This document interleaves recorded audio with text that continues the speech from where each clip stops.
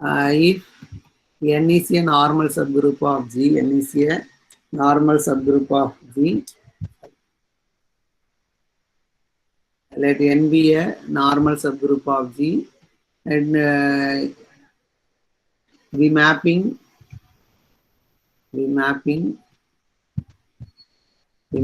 pi from G to G by n, G to G by n,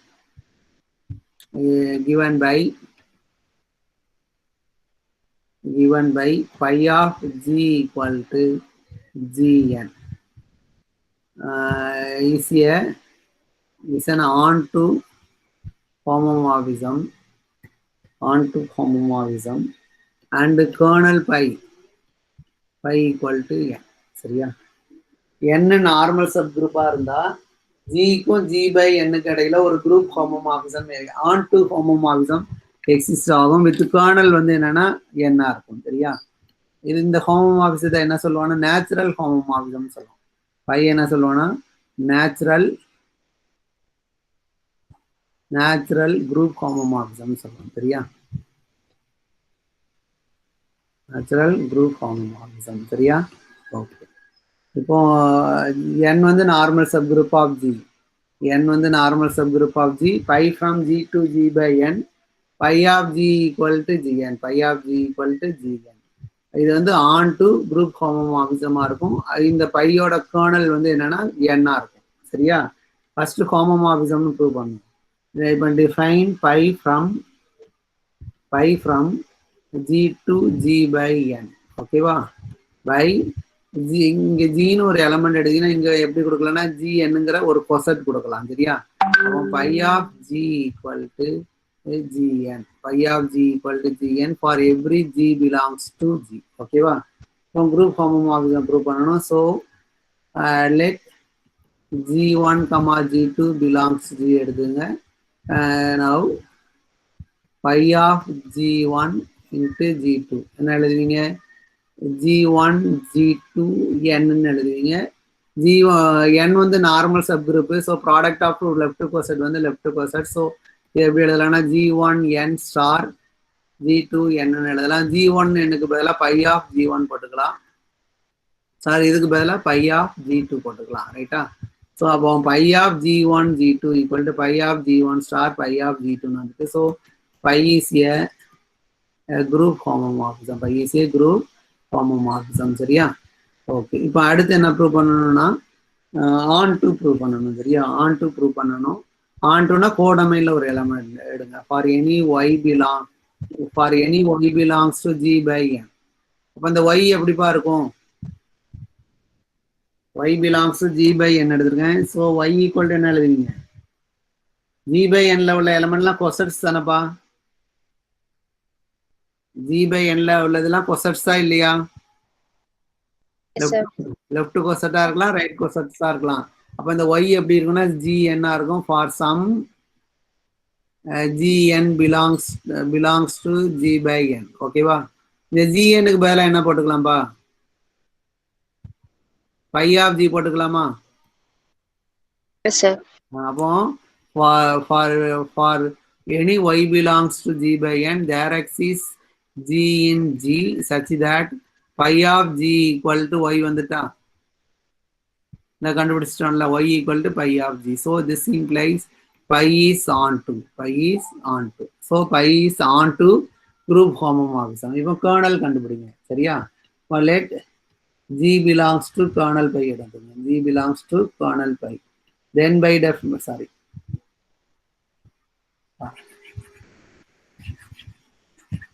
அதாவது kernel pi எப்படி எழுதுவீங்க? Definition படி kernel pi equal to set of all G in G such that pi of G equal to E dash.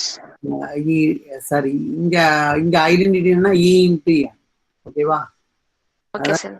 Identity வந்து E into n. சரியா? So this equal to G in G such that Gn equal to pi of G வந்து Gn, En. ஓகேவா?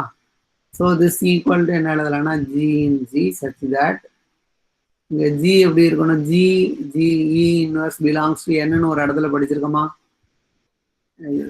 An equal to Bn if and only if A B inverse belongs to n னு படிச்சிருக்கோமா? Yes, sir. அல்லது A inverse B belongs to n னு படிச்சிருக்கோம். ரெண்டுமே ஒண்ணு. நீங்க ஒண்ணு இல்ல, மாத்தி எடுத்தீங்கன்னா இது வந்துடும். ரைட்டா? an ஈக்குவல் டு bn இருந்தா இதை எழுதிட்டேன். bn ஈக்குவல் டு an இருந்தா எப்படி மாத்தி எழுதிக்கலாம்ல.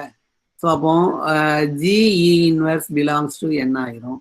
So this equal to set of all g in g such that ஐடென்டிட்டியோட இன்வெர்ஸ் ஐடென்டிட்டி தான். So e into g into e g தான். So belongs to n. அப்போ பாருங்க, கர்னல் பையில உள்ள எல்லா எலமெண்ட்டும் எங்க இருக்கு? என்ல இருக்கா? கர்னல் பையில உள்ளதெல்லாம் set of all G in G such that G வந்து எங்க இருக்குன்னா என்ல இருக்குது. So this equal to N. சரிங்களா?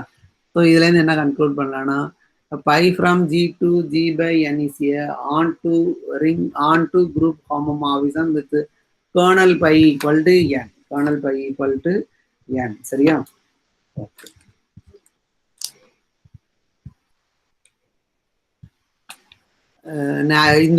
இந்த பையை தான் நேச்சுரல் ஹோமோமார்பிசம்னு சொல்லுவோம். சரியா? இந்த பை இருக்குல்ல, by from G to G by n is an onto homomorphism. சரியா? onto homomorphism with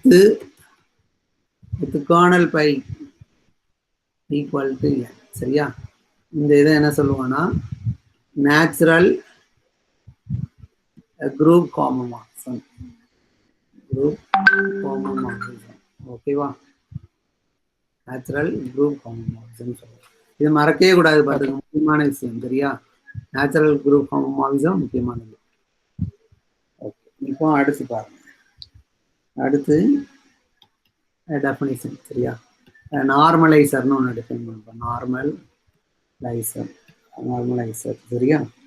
இது எப்படி டிஃபைன் பண்ணுதான் பாருங்க. Let G be a group and S be any non-empty subset of G. Any non-empty subset of G. ரைட்டா? இப்போ என்ன define பண்ணுதுன்னா, இது normalizer of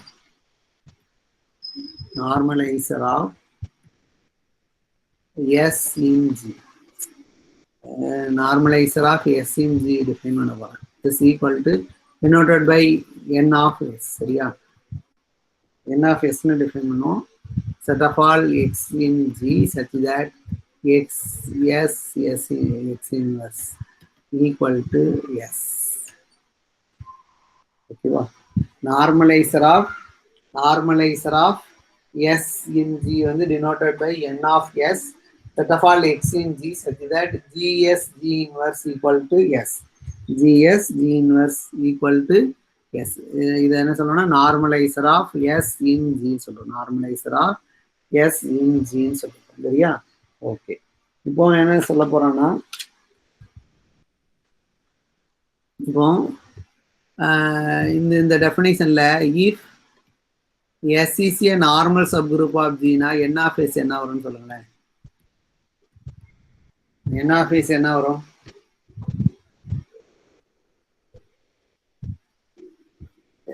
n of S ஓட வேல்யூ என்ன வரும்னு சொல்லணும்பா. இப்போ n வந்து நார்மல் சப்குரூப்னு நம்ம ஒரு கேரக்டரைசேஷன் பார்த்துருக்கோம். அந்த கேரக்டரைசேஷனை யூஸ் பண்ணுங்க ப்ரூஃப். அதாவது n of S என்னன்னு ப்ரூவ் பண்ண போறோம். சரியா? since S is a normal subgroup of G னா GS G inverse வந்து S ஆ இருக்கும் for every G belongs to G. First கேரக்டரைசேஷனே அதான். சரியா? இந்த ஃபர்ஸ்ட் கேரக்டரைசேஷன் ப்ரூவ் பண்ணல 4 ஈக்குவலன்ட் ரிசல்ட். அந்த ரிசல்ட் மூலமா அதாவது இந்த இருக்குல்ல, சரியா? n வந்து நார்மல் சப்குரூப்பா இருந்தா xn x inverse equal to ஜின்னு இருக்கு. ஸோ அந்த ரிசல்ட்டை நான் எழுதிக்கிறேன். சரி, n வந்து நார்மல் சப்குரூப்னா பை திஸ் தியரம்னு எழுதி எழுதுங்க.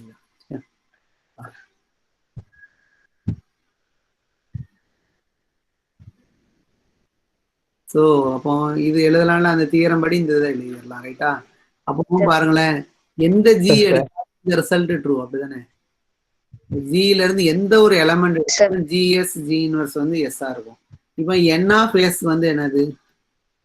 Set of all g in g such that g n g inverse வந்து equal to n ஆ இருக்கும் ரைட்டா? Set of all g in g such that g n g inverse equal to n ஆ இருக்கும் ரைட்டா? இங்க இந்த இப்போ நம்மளுக்கு சாரி இந்த n கிடையாது, இந்த இடத்துல s என்ன நார்மலைசர் ஆஃப் s தானே.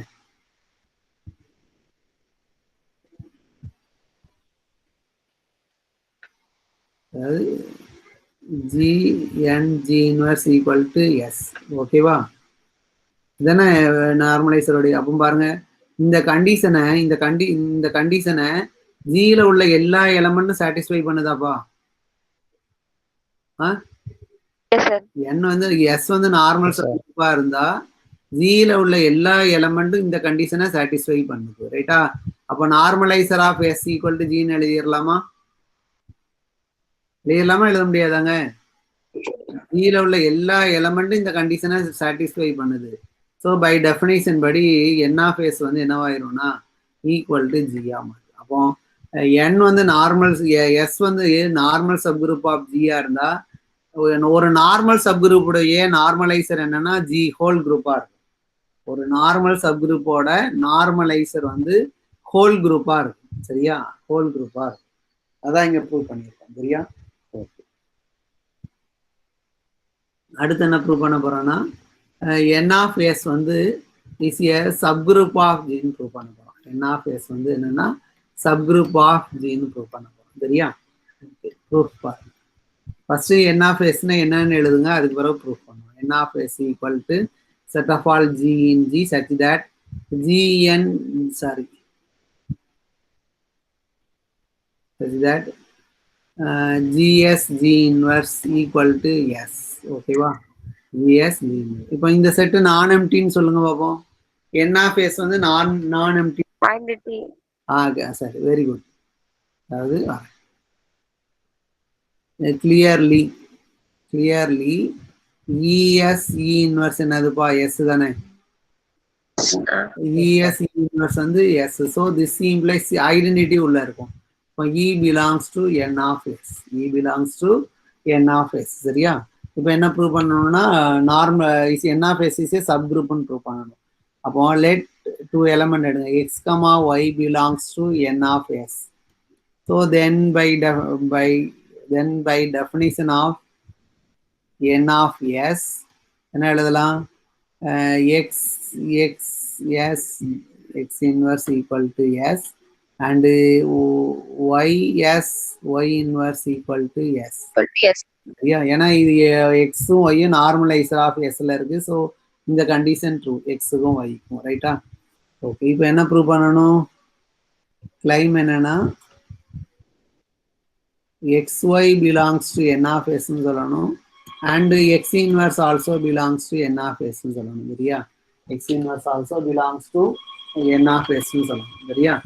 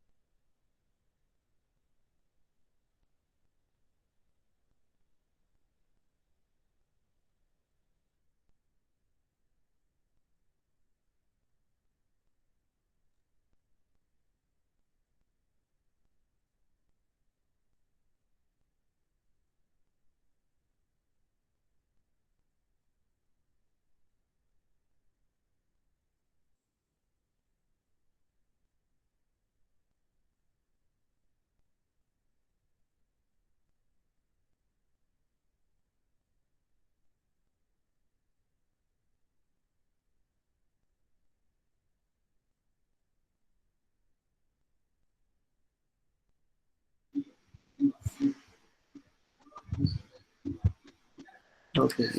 xy belongs to n of s and x inverse belongs to n of s ன்னு சொல்லணும். ரைட்டா? ஓகே.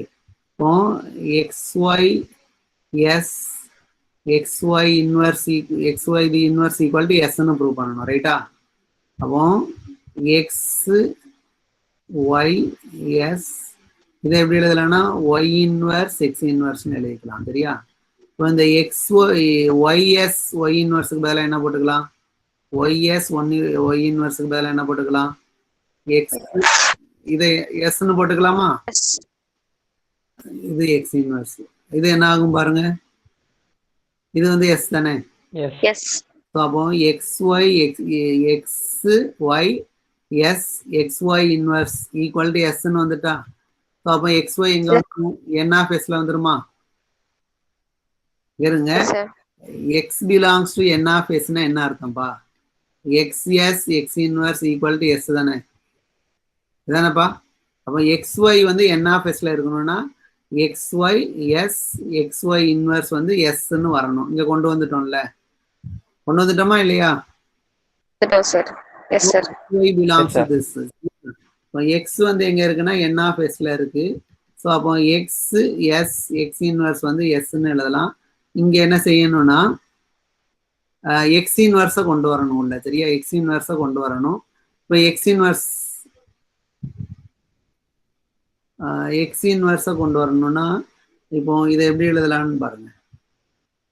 இப்போ இதுல x inverse ப்ராடக்ட் பண்ணு, x inverse s x inverse x equal to x inverse s x ன்னு எழுதிக்கலாம் ரைட்டா. this implies இது ஐடென்டிட்டி ஆயிரும், இதுவும் ஐடென்டிட்டி ஆயிரும். s equal to x inverse s, இந்த இடத்துல என்ன போட்டுக்கிறேன்னா எக்ஸுக்கு பதிலாக x inverse the whole inverse போட்டுக்கிறேன் ரைட்டா.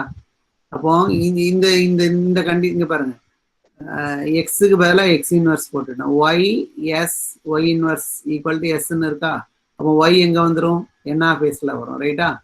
இந்த yக்கு பதிலாக x inverse நினைச்சுக்கோங்க, x inverse s x inverse the whole inverse ரைட்டா equal to s ன்னு இருக்கு. So by definition of n of s x inverse belongs to n of s ஓகேவா.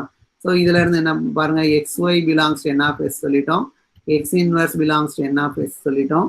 So from this n of s is a subgroup of n of s is a subgroup of ஓகேவா. So அப்போ normaliser of s வந்து form a subgroup of G, normalizer of G form a subgroup of G ஓகேவா.